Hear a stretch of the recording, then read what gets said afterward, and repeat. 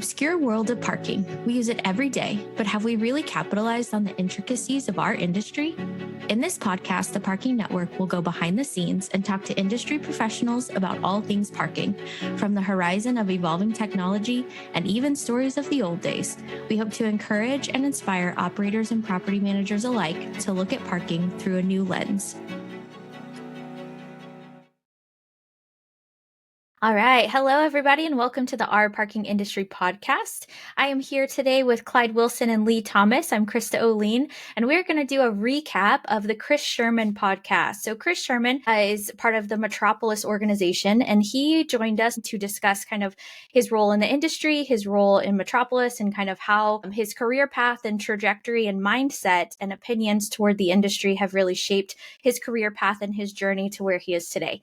So we had a great conversation with him. I'm just going to start out with my favorite quote that he gave us, and it was that he likes to approach his job and his role in his current position by taking into account the artful blend of people and technology.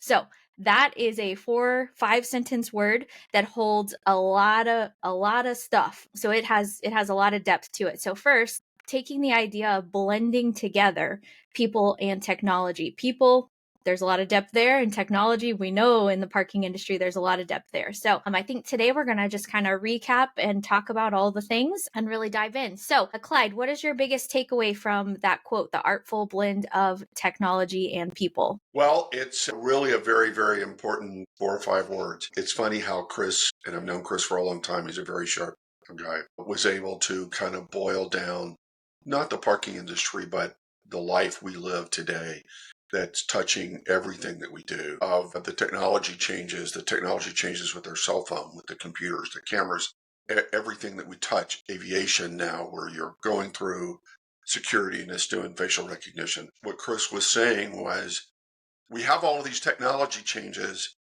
but we have to then figure out, will it and how does it apply to the people that are going to use it every day?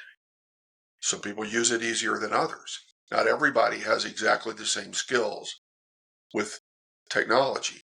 So the artful blend was Chris's wonderful way of putting the technology that's coming at us and pushing back the things that are difficult for people to deal with and making the changes as it comes forward so that everybody, top to bottom, can be able to interact with the world. We're not eliminating anybody by putting technology out there that some people just have trouble using. Yeah. And I think two topics to that people portion that we talked about and that we talk about internally all the time and on the podcast all the time is that there's two aspects to this people idea. There are the people that work in the industry. So the people that are in the facilities, the people that are developing the technology that we are using, the people that are really shaping the industry of parking. But then we also have the other piece of that, which is the people that are using it, the customer people. And so how, I think that just that, again, that 5-sentence little phrase encapsulates a lot. So the people that work in the industry and their connection to technology, but then also the people using the technology to use our facilities are just two wildly different approaches to the same 2 words, right? People and technology. So how, I think back to whenever I was in high school and I had a math teacher. I'm sure we all had a math teacher like this, but the phrase was said, you will never have a calculator in your pocket. So you need to learn how to do these math problems, longhand, pencil and paper. And so we laugh about that today because everybody has a calculator in their pocket along with a endless supply of the internet and camera and all the things that come with having a cell phone at our touch. But back then, 20 years ago, no one could predict that was the trajectory of technology. In fact, it was outrageous to even think that. It was ludicrous that, yeah, right, you're not going to have a calculator with you all the time. It's this big, bulky device that serves one purpose. Now we have these technology pieces that can serve multiple purposes in a very small capacity, very small way. So how, just thinking about that, in technology, we have a really hard time predicting the trajectory of technology. We can put all our eggs in one basket and be so confident that this is the next thing that's really going to take off. And maybe it is, and maybe it isn't. So predicting that is really hard. And just in technology in general, not specific to parking. And also with people, though, that seems to be the variable that stays pretty constant. People are going to do what people are going to do. We're going to, human beings are kind of easy to predict in a grand general concept. The path of technology, though, is not. So, Leigh, what do you think? Like, what can we do thinking about people that work in the industry and people customer service wise? How can we serve people in the industry while taking into account blending in this technology that's always changing? The thing that I took from the interview with Chris is, yes, he blends people and technology, but it really sounded like on a few different moments that Chris prioritizes really getting to know the people first. And when he knows his people, then he can blend in the appropriate or necessary technology. He mentioned that when we were talking about mergers, Krista, you asked him about, what is it like to be a manager in a merging situation? And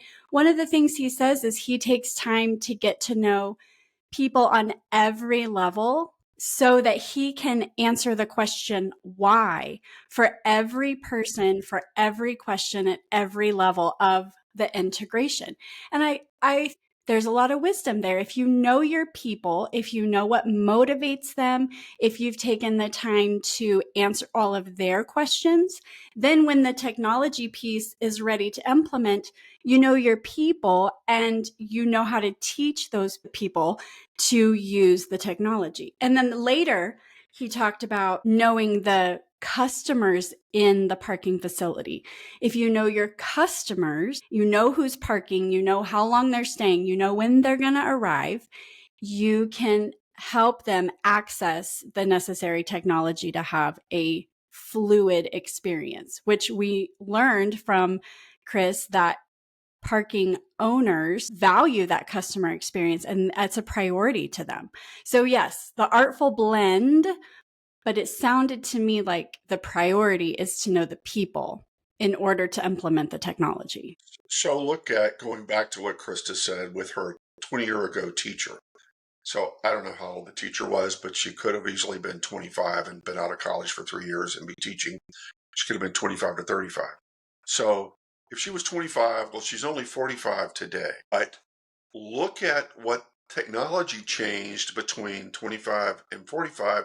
So the problem that we have is she's not the same technology qualified as the new 25-year-old millennials coming into the workforce every day. Mm-hmm. Coming into the workforce, parking in our garages, going to events, doing these things. So there's that little gap that already impacts understanding technology and how it affects. We'll go, what if your teacher had been 40? Or let's say 35. Let's say 35. Well, now she's 55. The 55s are already starting to struggle with this Mm-hmm. new changes. So that's why the focus should be so much on, okay, we got the technology. How does it affect this group and this group?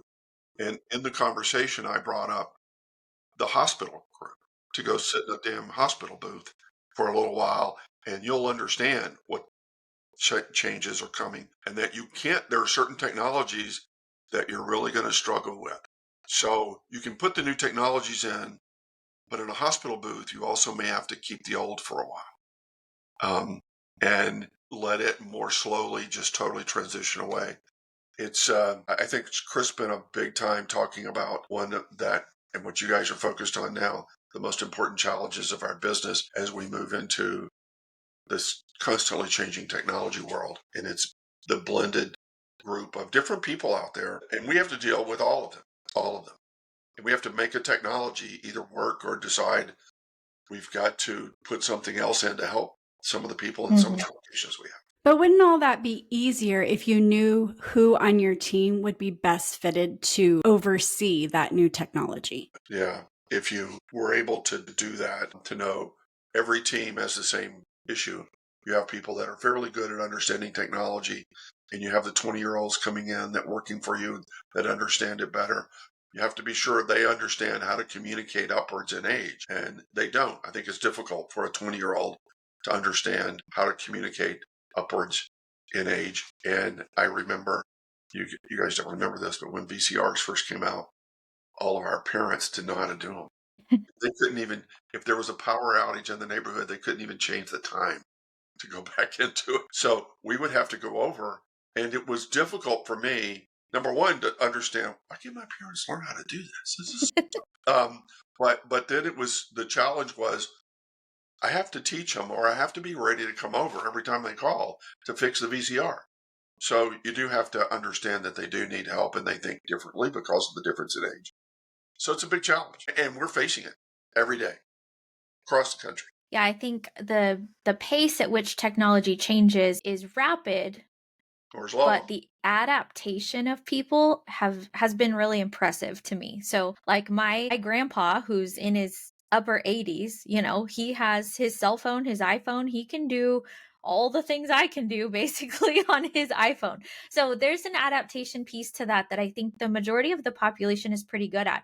But our technology that we have in the industry, we have to look out for that, you know 5% that isn't comfortable with that, because they are the people that are going to cause there to be a line of cars out into the street because they can't figure it out. So does that come down to being sure that the people on site are well trained, making sure that the signage is a quick, fast, to the point education piece that people can understand so that they're not causing the holdup? Or is it that there is that communication piece put in place to call if you need help and there's not someone right there within arm's reach to come over, walk over to you and help you while you're sitting in the drive lane? What does that look like, Clyde? Well, I think we've experimented in this company with the majority of those things. And it was as we started switching to flow through, where there was no longer a paper ticket. And in that early version 1 of flow through, you had to drive up and punch your phone number in. Watching it, we learned, okay, this isn't hard to do. It's a phone number, so everybody can do it through the age range. They can do it, but they don't know to do it. They drive up and they look at the box over there and they're expecting, where's the button to push to get a ticket? So they didn't know to do it. So what we did was, and we experimented with this a lot to get it right, we experimented with voice, so that as soon as the front end of the car hit the loop, we timed how long in a normal rolling speed it took for the window to get even with the box. And the voice came on, and it instantly told them in just a few words what to do. And I have videotape of it. You can watch them. People that had never been there before, they drove up, they looked at the box, and they heard the voice, and they said, okay, and reached out the window and pushed in the phone number.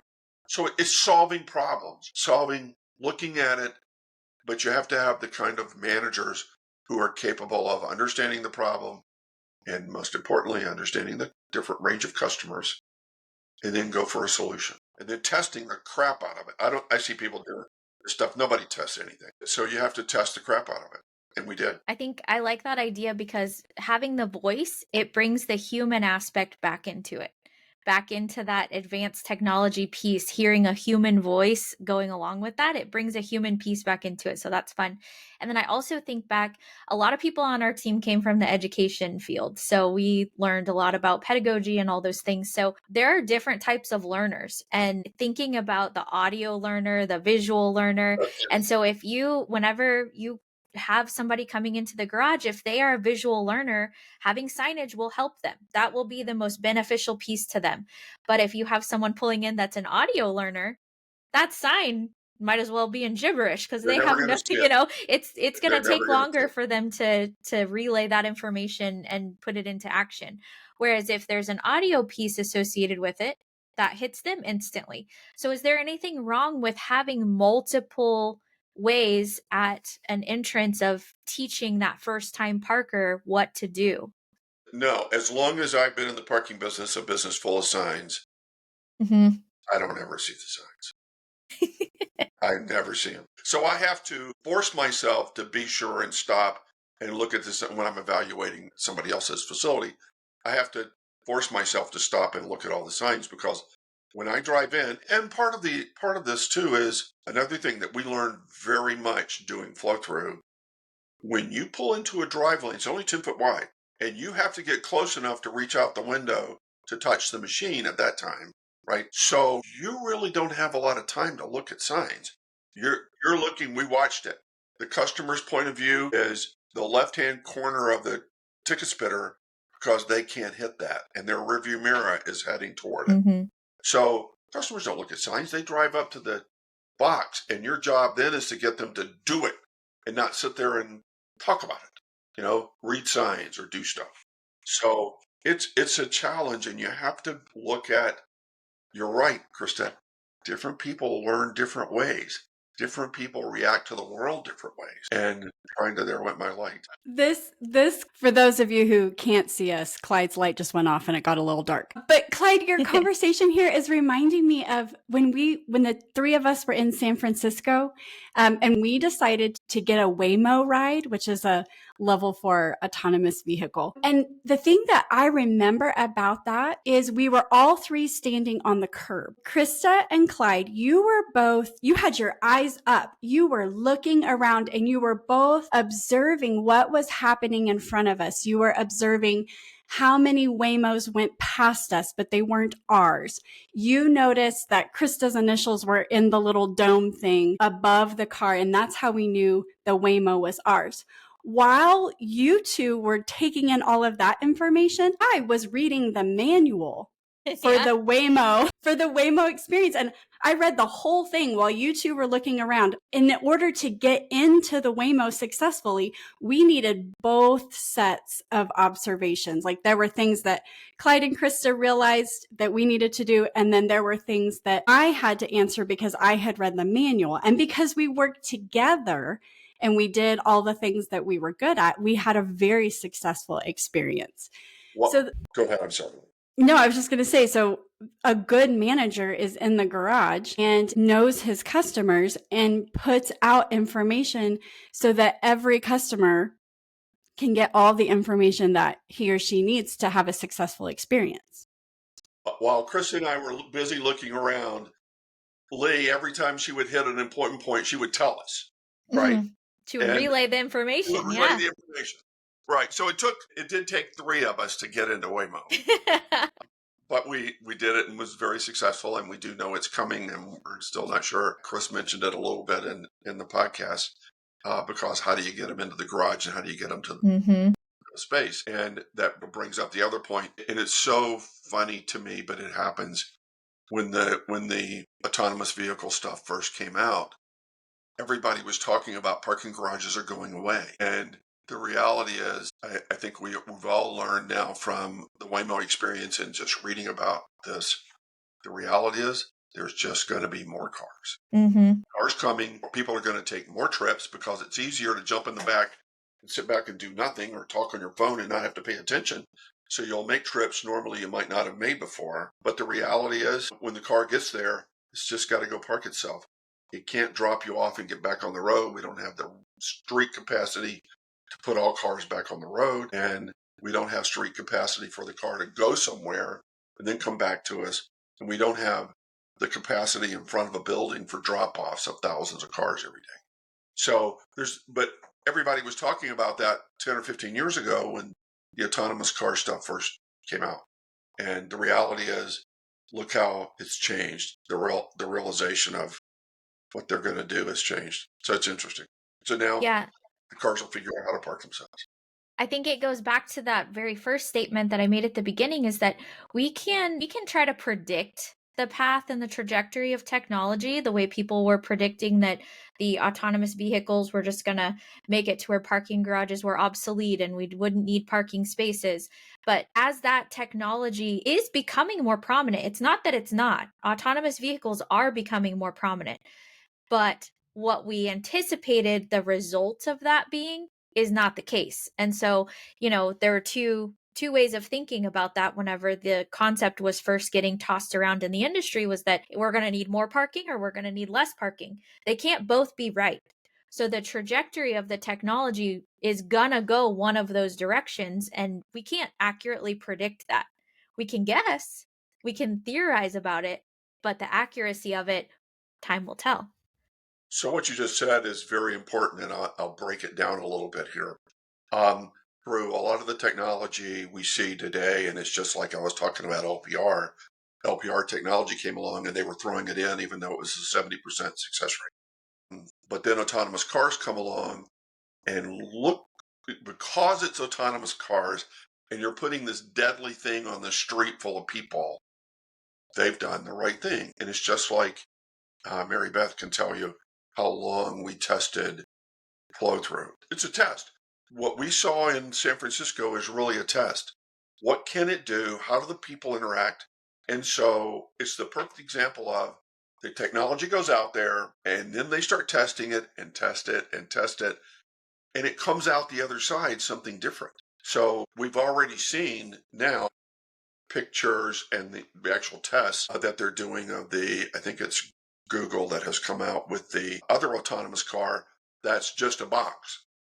And it can drive either direction. There's no driver's place for it or steering wheel in it. You get in a box that has four wheels. It could go either direction and it takes you around. So there's the next step forward.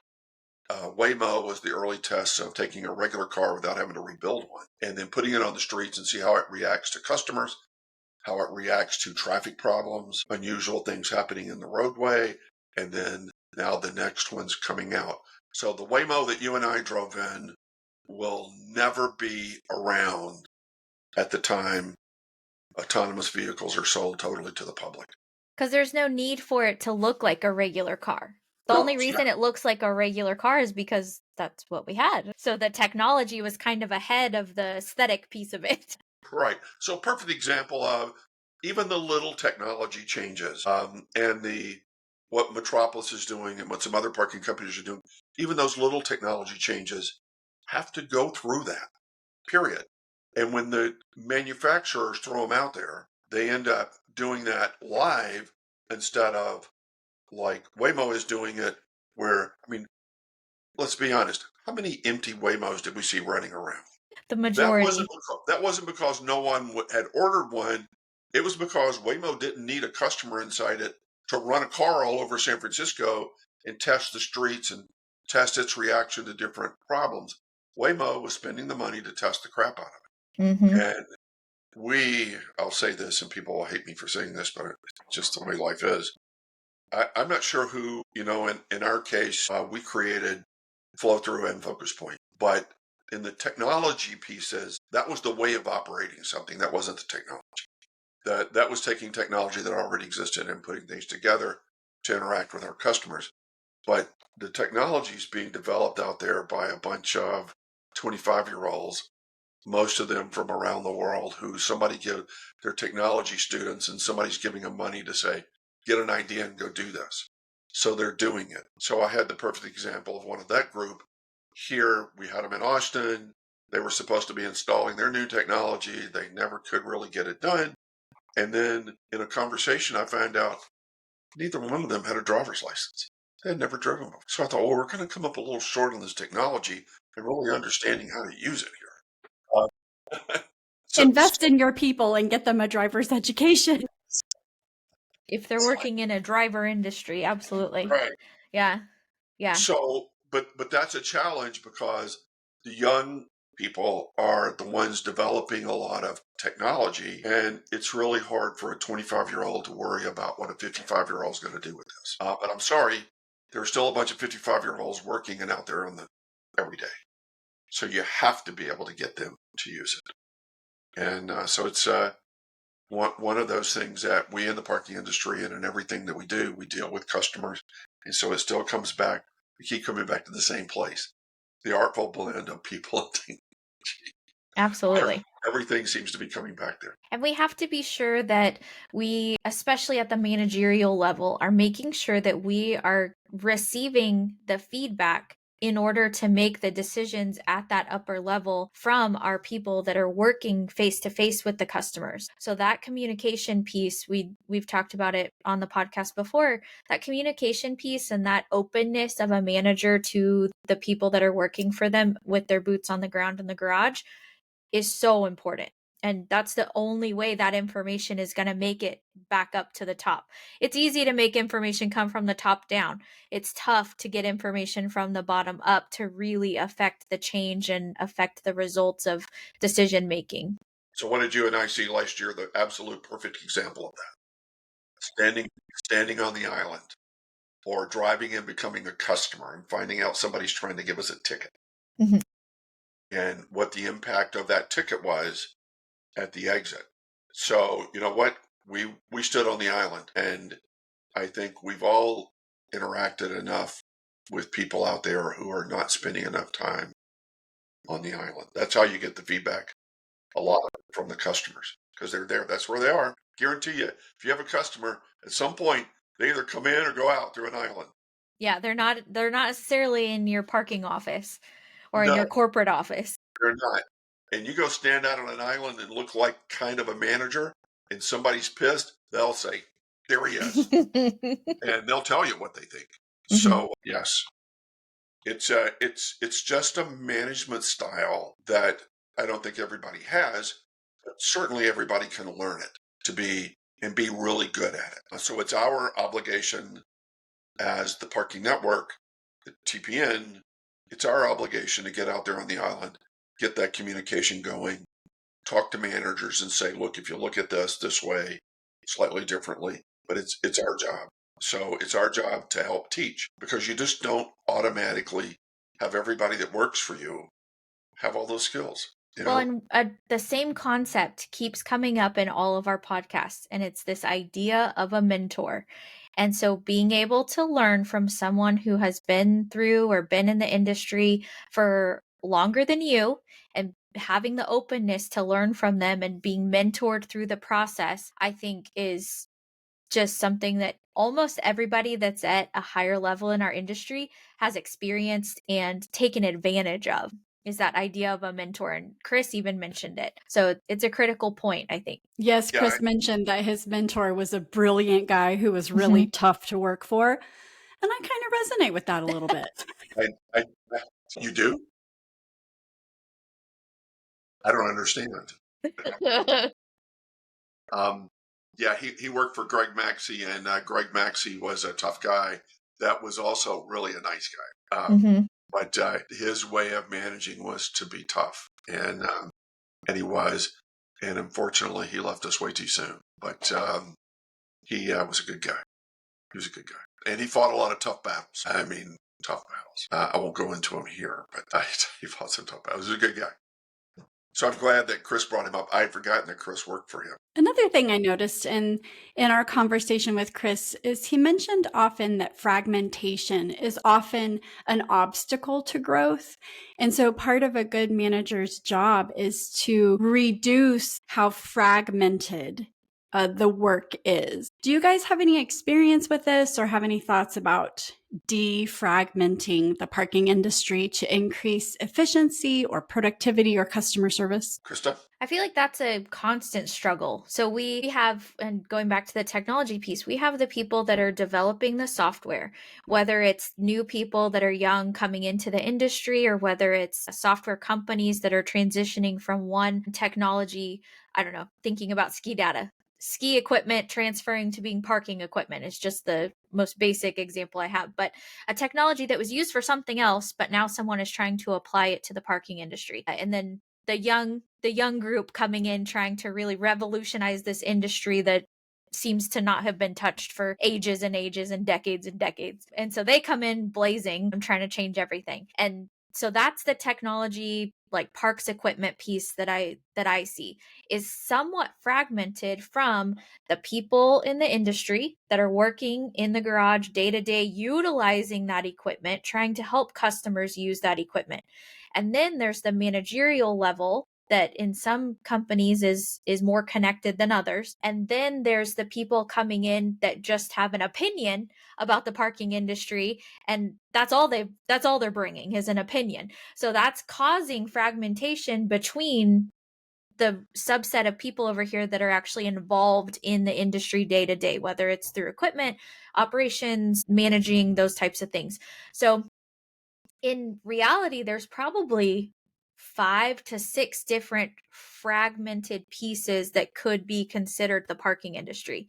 And they're all kind of battling each other in a way. So if we can find a way to thread them together, find one common thing, maybe kick some out, but find one common thing to kind of tie us all together and get us to work more cohesively as an industry that serves customers, no matter what the method is, we are an industry that serves customers, then I think we, the parking industry, and them, the parking people, would be better served in all ways. One of the things that's really going to change that to some degree, I believe. So what Chris was referring to a lot of different things because he mentioned fragmented several different times.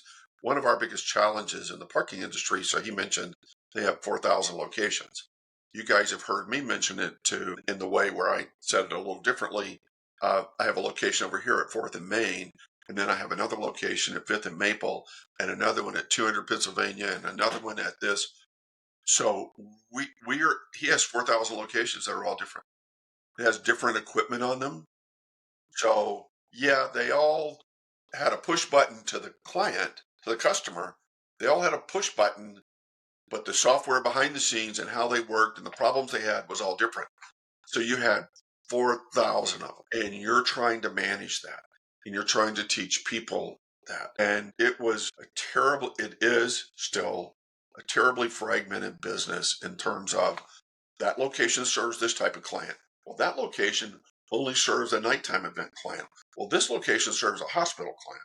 This location serves a medical office building client, which is slightly different to some degree. This one serves an airport, and it does this. And then you have that equipment there, and that equipment there, and that equipment there. And man, it's hard. And when it's just a challenge when you have that much fragmentation in terms of customer ages, what they're doing purposes, the equipment that's there, and how it works and how it relates or doesn't relate to the customers, and then the reports it gives to the people that manage it. So, when we audit, we find still today, but it's kind of going away. In the early days of doing the audits, we used to find parking companies that never even looked at the parking. They didn't look at a management report that you could pull out of the park system. They didn't look at it because it was so wrong. It was worthless to use. And some were more wrong than others. We had one particular group of equipment that we liked during the early days of our audits because we at least could count on it. We knew it had good information. The rest of them, we couldn't use. So that fragmentation is a big issue in our business because of all of those different pieces that are going on. And technology is starting to narrow that down a lot. And as I'm talking about this, I'm thinking technology is narrowing it down. The other thing that's narrowing it down is this education of the customers. Now the customers are getting educated more to where before they didn't know anything. The customer just knew I drive up and I hit a button, pull a ticket, and I pay. They knew that the address I'm going to is 400 Main Street, so I'm going there to park. Today, the customer knows better. The technology is better. So I think it's starting to contribute greatly to narrowing down the fragmentation issue that Chris was talking about, because it's been such a big issue in our industry. Well, and a part of that is we've talked about that it used to be universally known that whenever a driver was pulling up to a parking garage, they would push a button and get a ticket. That was what you did everywhere. It didn't matter. And then there got to be all these scattered ideas about what should be next to get a parker into a garage. Should it be this method? Should it be that method? Should it be this other method? And now it is kind of, so it started out one way, it fanned out, and now it's starting to come and narrow back down to license plate, Right. which with license plate, essentially that requires the parker to do nothing. Almost nothing, especially upon exit if it works correctly. So as it gets hammered down a little bit more, it'll get to where that parker, especially through some of the things that Chris is involved in now, if they go to a certain garage, or a garage in another town, they could drive up and have to do nothing to get in and nothing to get out. And so I think the efficiency of it is getting better, and that technology is playing a piece. And I think the industry is kind of settled back on this main method where we settled on tickets a long time ago, right? That was settled on that a long time ago. And now I think we're kind of settling back into this method of license plate recognition. Sure. That everyone is realizing this should be the primary. And while we have secondary backups that are always going to be great and always going to be necessary, the primary is the license plate, because it is also a universal thing, just like having a piece of paper in my hand that I got out of a machine is a universal thing. You're right. We've come a long way, and the license plate right now is the common thing everybody has. There are a few that don't, and if they don't, there's the alternative to deal with that group. But it's really come a long way. And it's here. No question, it's here. And you're right. The customer doesn't have to do anything but drive in. And with flow through, I had it where at any of the cities that we had flow through in, I could change the license number on the rental car that I was using in the early days of testing when Metropolis was put. That there was a period of time where Metropolis had garages in Los Angeles and had a few garages in Houston, right? So I had cars in Los Angeles and cars in Houston. So I had both license numbers on their back office. So it didn't matter to me. When I was in Los Angeles, I could drive into a Metropolis garage and drive out. And when I was in Houston, I could drive into a Metropolis garage and drive out. It didn't care. I just drove in and drove out. And then I got the text that said I either owed nothing because I was quick or I owed $20 or Yeah. whatever it was. Yeah. So that's obviously to some degree where the parking industry is moving to this. The customer does nothing. Our communications to the customer is just going to be communicating to them what location you can park in, and when you get in there, where you can go to park most efficiently. And we're heading there pretty rapidly. So the parking industry is changing.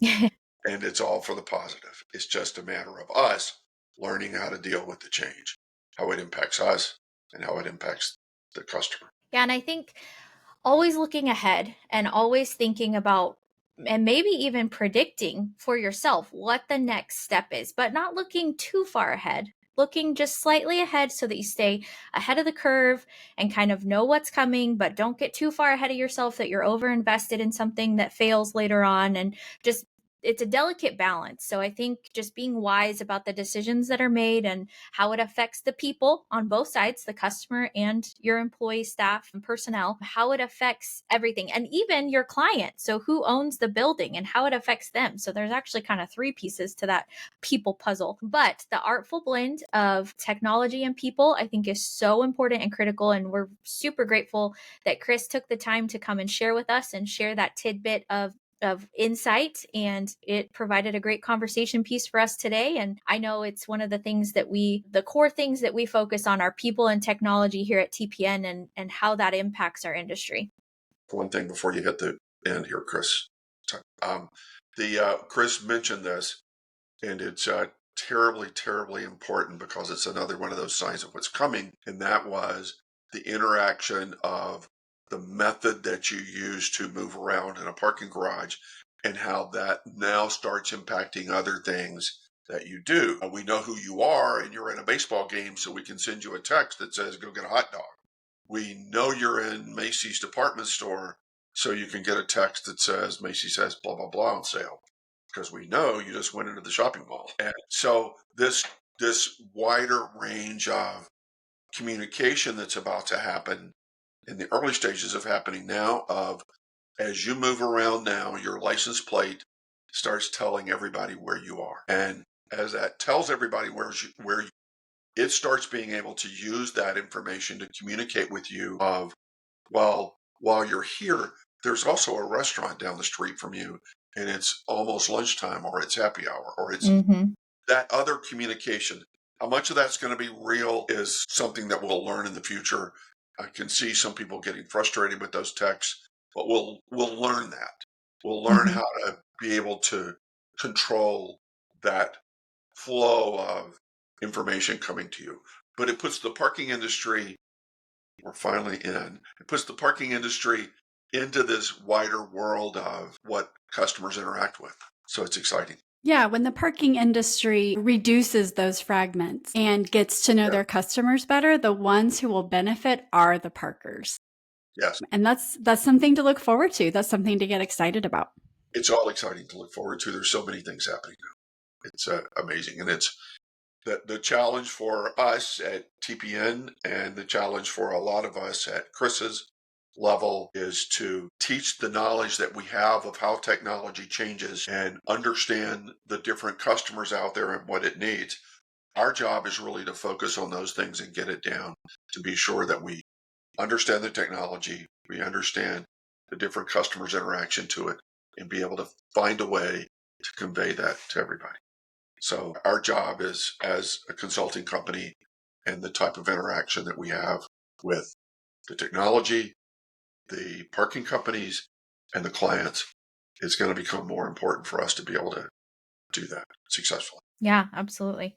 I think one of the biggest takeaways was that we as an industry need to consider the people and the technology, and maybe not necessarily in an equal balance, but in a comparison to each other, that idea of blending them. So how we do that well will definitely determine our future and what that looks like. And we're excited to be along for the ride, and we appreciate all of our listeners, and thanks for joining us on the Our Parking Industry podcast. Thank you, everybody.